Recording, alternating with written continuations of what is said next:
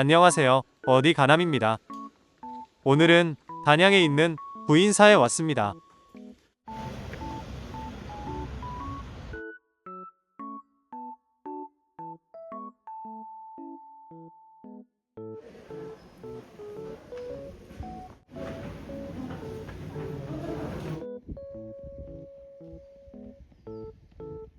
이곳은 부인사로 들어가는 주차장 앞쪽에 있는 출입구입니다.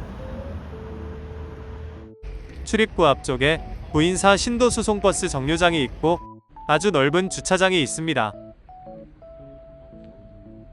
부인사 신도수송버스는 무료로 탈 수 있고 주차장 주차요금은 차종에 따라 다른데요. 승용차는 3,000원입니다. 이제 부인사 출입구에서 부인사로 갑니다. 이곳 출입구에서 버스터미널이 있는 부인사 입구까지 약 800m 거리인데요. 신도수송버스로 가면 3분 정도 걸리고 걸어서 가면 20분 정도 걸립니다. 부인사로 가는 길에는 지역 특산물 판매점도 있고 소박한 식당도 있습니다. 앞쪽에 삼거리 갈림길이 있고 소백산 부인사 표지석이 우뚝 서 있는데요.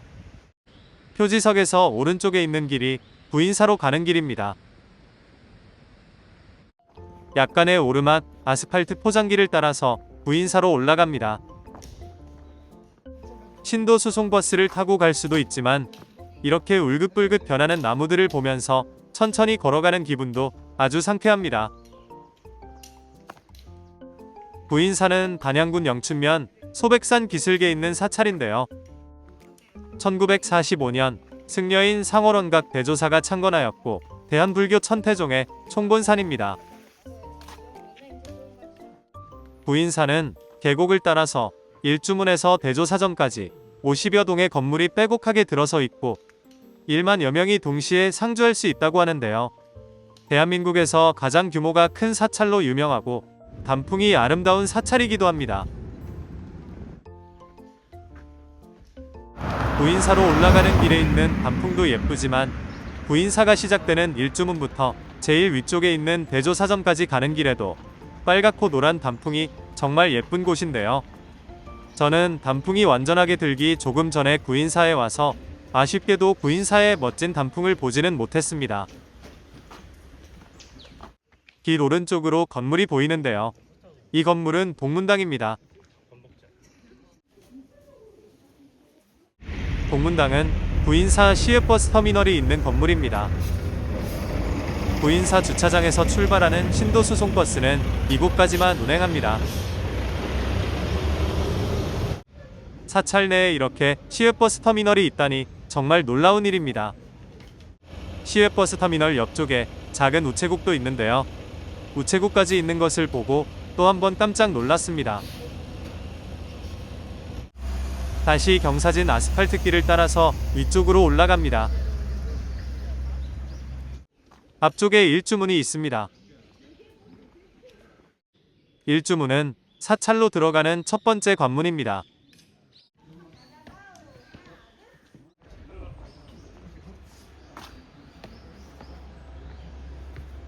일주문을 지나서 다시 위쪽으로 올라갑니다. 앞쪽에 엄청난 크기의 건물이 있는데요. 이 건물은 관성당입니다. 관성당은 템플스테이 숙소로 사용하는 건물이라고 합니다. 부인사는 단층 목조 한옥이 주류를 이루는 전통 사찰의 전각들과는 다르게 다층의 콘크리트 한옥 전각이 주류를 이루는 것이 특징인데요. 이는 낮에는 일을 하고 밤에는 수행을 하는 주경야선을 실천하고 대중생활을 지향하는 부인사의 특성 때문이라고 합니다. 다시 위쪽으로 올라갑니다. 아주 급한 경사는 아니지만 힘이 조금 드는 경사진 길을 올라갑니다. 이곳은 천왕문입니다. 천왕문은 사천왕문이라고도 불리는데요. 사천왕을 모시는 문입니다. 천왕문 아래쪽에 있는 길을 따라서 갑니다. 천왕문 위쪽에 사천왕상이 있는데요. 사천왕상을 보려고 천왕문 뒤쪽에 있는 계단을 따라서 천왕문 위쪽으로 올라갑니다. 사천왕상이 무서운 얼굴을 하고 계실 것이라고 생각했는데요. 생각보다 자애로우시면서 귀여우신 것 같습니다. 사천왕은 사찰과 불법을 지키고 수행자와 신도를 보호하는 신이라고 합니다.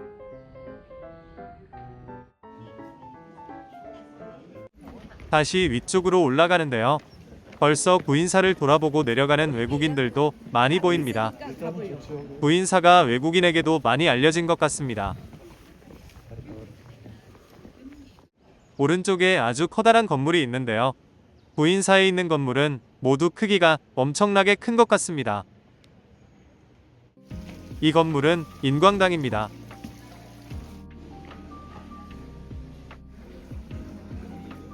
인광당은 신도와 승려를 위한 교육 및 수행 공간이고 이곳에 대강당도 있다고 합니다. 인광당 앞쪽에 구인사 전각들을 설명하는 안내문이 있습니다. 안내문에는 일주문부터 대조사전까지 수채화처럼 그린 사찰지도도 있고 주요 전각에 대한 설명도 자세하게 나와 있는데요. 이 안내문은 구인사를 돌아보는데 많은 도움이 되었습니다. 오늘도 달님과 함께 구인사에 왔는데요. 안내문 위쪽에 있는 우물에서 시원한 감로수 한 잔을 마십니다. 위쪽으로 올라가는 길은 조금 더 가팔라진 듯한데요. 머리 위쪽에 있는 햇살이 아주 눈부시지만 가파른 길을 천천히 올라갑니다. 앞쪽에 진신사리탑이 있습니다. 진신사리탑은 3층 석탑인데요.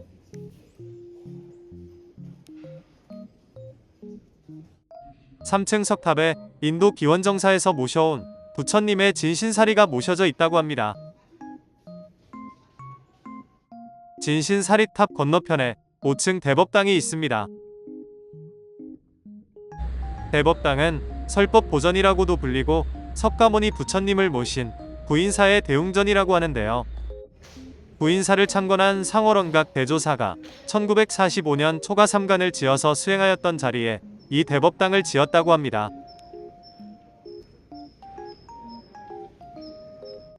오르막길을 올라가면서 보는 구인사의 건물은 일반적으로 보던 사찰의 건물 모양과 달라서 좀 낯설기도 하고 마치 중국에 있는 사찰에 온 것 같은 느낌이 들기도 하는데요. 또 한편으로는 일반적이지 않은 구인사 고유의 건물 모양이 새롭기도 하고 흥미롭기도 합니다. 오르막길 위쪽에 약간 작은 공터가 있습니다. 이곳은 공터 오른쪽에 있는 건물인데요. 관음전입니다. 관음전은 관세음보살님을 모신 곳이고 구인사 관음전에는 옥석으로 조성한 옥관음상이 모셔져 있다고 합니다. 관음전 건너편에 새로운 건물을 짓는 공사가 한창인데요. 시간이 지나면 멋진 전각 건물을 볼 수 있을 것 같습니다.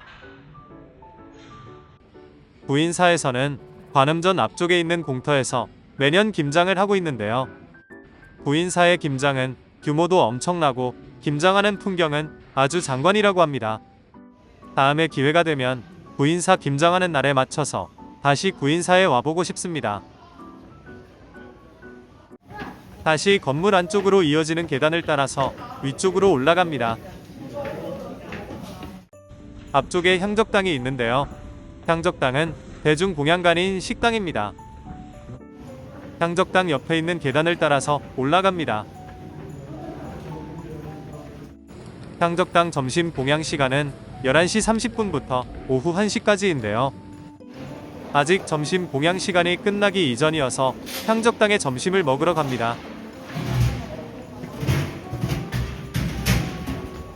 처음 먹어보는 절밥입니다. 반찬은 아주 소박한데요. 배식하시는 분이 바쁘셨는지 밥과 국의 위치를 바꾸어서 주셨지만 맛있고 감사하게 먹었습니다. 다시 끊임없이 이어지는 계단을 따라서 위쪽으로 올라갑니다.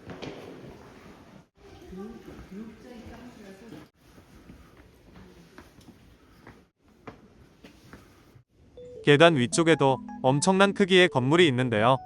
이 건물은 광명전입니다.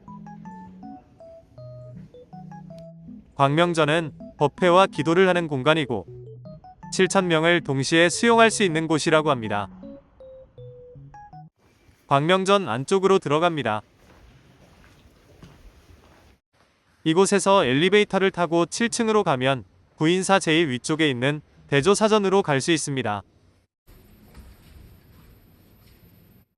이제 엘리베이터를 타고 7층으로 올라갑니다.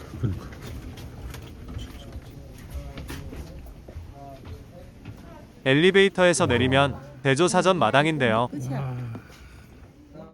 마당 초입에 대조사를 상징하는 법등 구조물이 있습니다. 법등 구조물 앞쪽으로 넓은 마당이 있고 마당 안쪽에 엄청난 크기의 대조사전이 있습니다. 대조사전은 전각을 뒤덮은 금단청이 아주 인상적인 건물입니다. 대조사전은 구인사를 창건하고 천태종의 중창조인 상월원각 대조사의 존상을 모신 곳인데요. 구인사에서 가장 중요한 전각 건물이고 구인사 최상 단부에 있으면서 사찰 전체를 상징하는 장소입니다. 대조사전 좌우에는 5m 크기의 금강신 장상이 있습니다. 이제 구인사를 모두 돌아보았습니다.